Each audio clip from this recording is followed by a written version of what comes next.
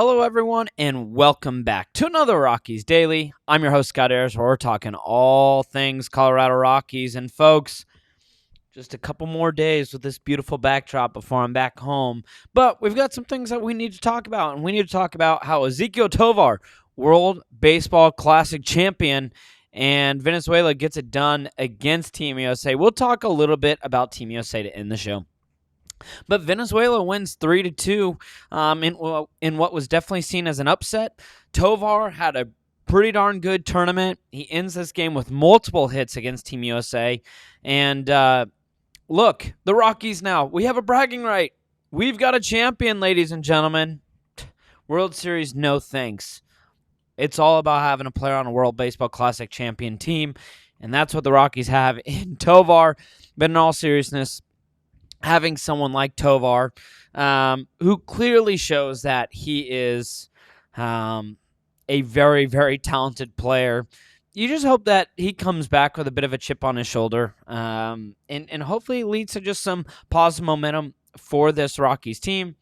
Obviously, Michael Lorenzen, also playing in the World Baseball Classic for Team Italy, and although he might have struggled a little against Venezuela, ultimately, both of those are two guys that made deep runs that hopefully can use some of that experience going into the season.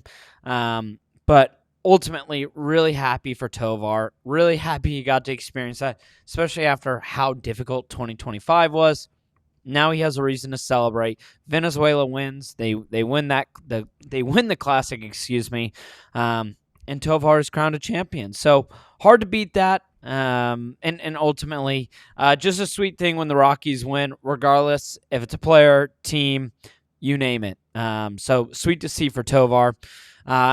You go, though, from one positive to one negative. Tyler Freeman was scratched today in the Rockies spring training game against the Reds. And you don't want to be overly concerned, but it is something to note because this is something that Freeman was dealing with during the spring was back issues. And so you see this back tightness come up, and it's just something to have your radar on, something to at least notice. And on the flip end, it gave Cole Carrig another opportunity to start for the Rockies. The Rockies obviously are going to be very careful with Freeman's health, but these are the kind of things throughout the season where we will see some of the younger guys get a chance to shine. Cole Carrig now obviously being one of those names. Ryan Ritter will be one of those names if Freeman is unable to go at times throughout the season. But it's just one of the things that, at least health-wise, we probably want to monitor more than most of the other players, just because it's something Freeman has had all offseason. And we just get this close to the start of the year, and again, it could be nothing, but you just don't love to see it. And so Tyler Freeman scratched in today's game, and you just hope he's good to go come season start. It could be one of those things that kind of just bothers him throughout the year. But I have full confidence he will be fine. But those back issues, man, they like to linger.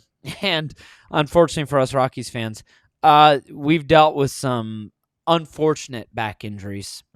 Chris Bryant's is obviously on a whole nother realm, a whole different planet in terms of just bad back injuries. But look, they linger, and if you're not careful, they can really be a negative lasting thing. So you just hope Freeman's good to go. He can heal well. That's just a one-game scratch during the spring, and nothing more serious. But in that game that I was mentioning, Quintana struggles once again. His ERA this spring is just under 10, and in this game against the Reds, he goes 4 innings pitched, 4 earned runs. He doesn't walk anyone, which is nice. He does have 2 strikeouts, but he did allow 7 hits in 4 innings. I think he's just kind of coming into figuring out some of his stuff. But look, it's hard for Rockies fans not to feel at least a little perked up about some of the pitching woes we've seen from some of these guys, Quintana, Feltner. Dollander, Lorenzen.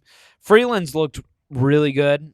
Tanner Gordon's looked really good, and we haven't really seen Sugano. So starting pitching was the black plague of the Colorado Rockies in 2025, and I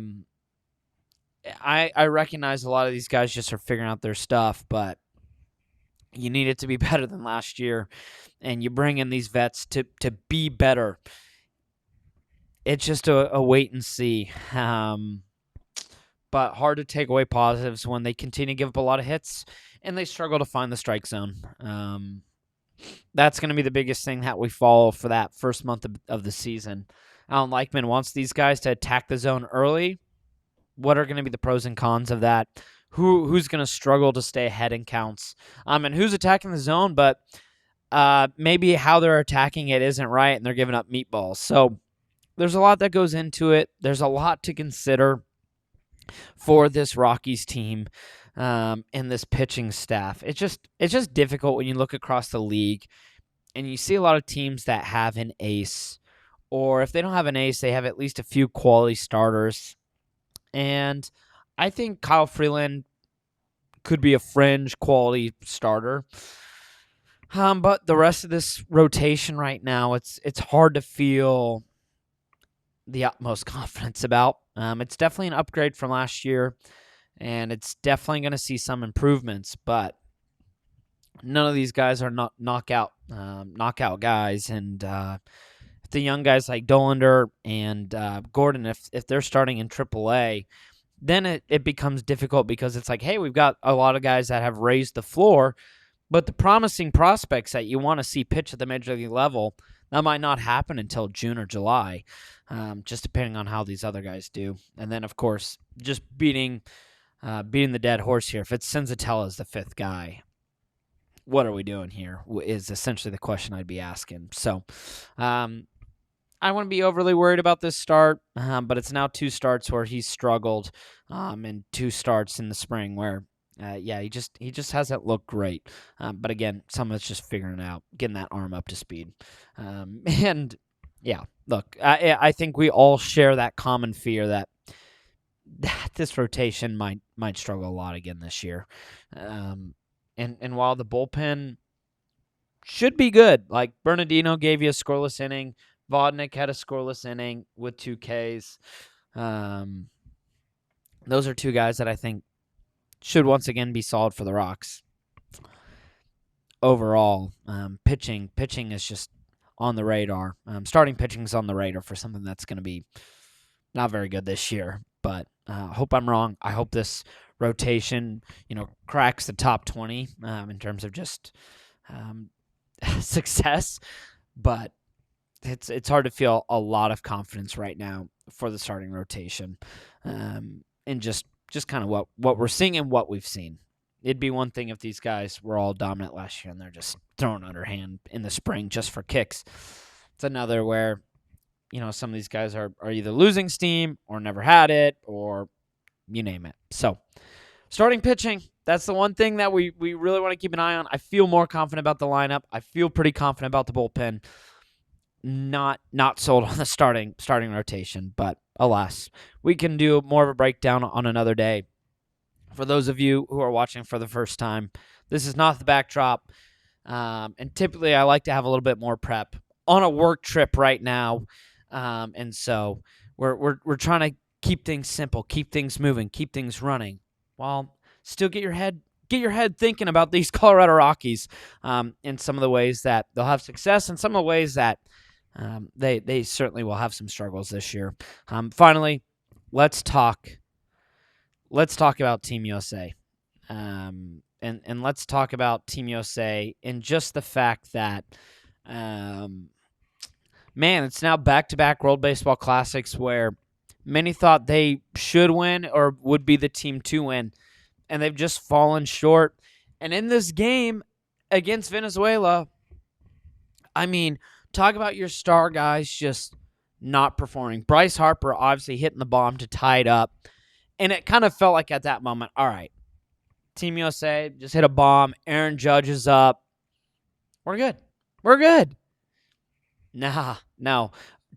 I mean, downright awful day for Aaron Judge. 0 for 4 with 3 strikeouts. Kyle Schwarber had a terrible day. Pico Armstrong had a terrible day. It was just a bad day for pretty much anyone in the red, white, and blue. And on top of that, I mean, one of the storylines was just this team was a little unlikable. They just, some of the shticks they were doing, like you looked across at all these other countries and it seemed like they were having a blast. You look at the Team USA guys and they've got a stick up their butt. And I'm like, dude, loosen up. Let's play some ball. Let's make this a celebration of baseball. It was really cool to see Harper, obviously, congratulating all the Venezuela guys after the game. And I get losing at that level and losing in tough fashions two classics in a row against both Japan and Venezuela.